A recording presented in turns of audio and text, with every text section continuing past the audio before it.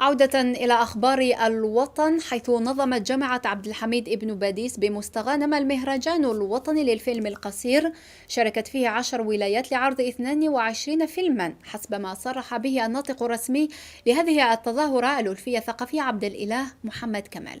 كاميرا الأجواء كانت حاضرة والتقت بطالب هشام تريرات مخرج فيلم الاكتئاب، وصرح لنا بالتالي في ميكروفون موسى بالعيدي من مستغانم.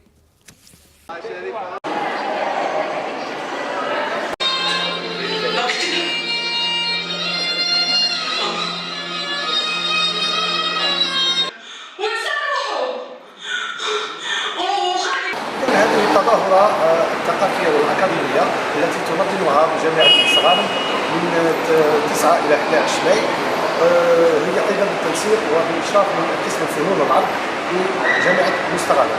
فهذه الفعاليات الثقافية الأكاديمية تعني في مشاركة 10 ولايات عبر التراث الوطني تمثل جامعات الوطن، بالإضافة إلى 22 فيلما قصيرا تشارك في هذه أو تدخل المنافسة في هذه الفعالية الثقافية.